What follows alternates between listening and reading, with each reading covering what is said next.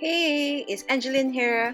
I'm back with another crafty video with Unity Stamp, and today we're going to be playing with the new Background Builders strip sets. And here they are huge as you can see, and there are lots of patterns. There are set 1 and set 2, so grab them all because they are all so beautiful. So I'm going to use them with the Gina K Wreath Builder template today, and I'm using the 4-inch template. So I've already cut my cardstock into 4x4 here to fit right into the template, and I'm just using a stamping platform here and grabbing these ones to stamp on my cardstock today.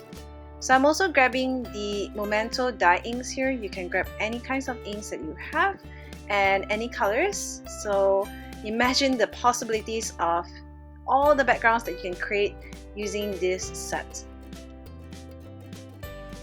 So I'm grabbing the first stamp here and just laying it horizontally across my card, and just grabbing my ink to ink up my stamp, and just closing the lid onto my cardstock to just stamp right onto my card.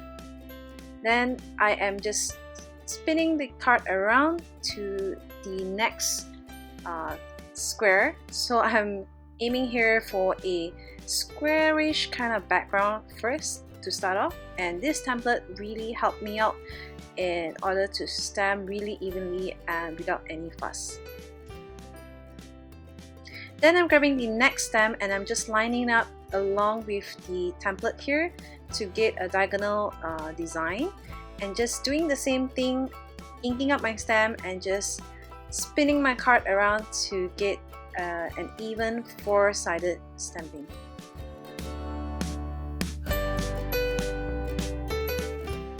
Then I'm grabbing the next stamp and just stamping partially onto the top of my stamp here, and as you can see, you can always place your stamps anywhere that you like to create a unique pattern for your cardstock.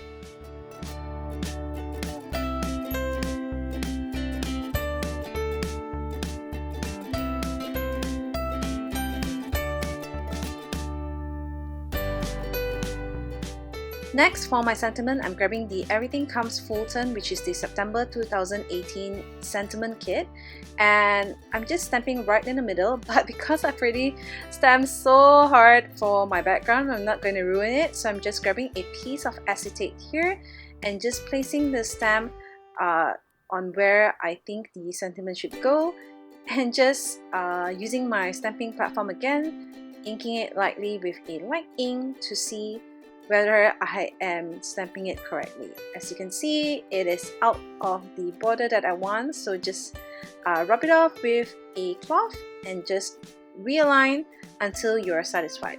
So this little nifty trick will save you from all the heartaches from creating such a difficult background or a time-consuming one, and then just ruining it by stamping it incorrectly for the sentiment. So you could always use this trick. Once you're happy with the position, remove the piece of acetate and then just ink up your stamp, and you will get a perfect stamping.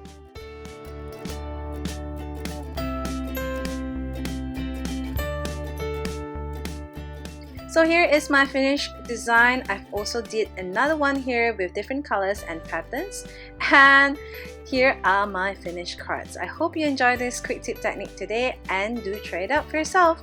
Thanks for watching. Bye!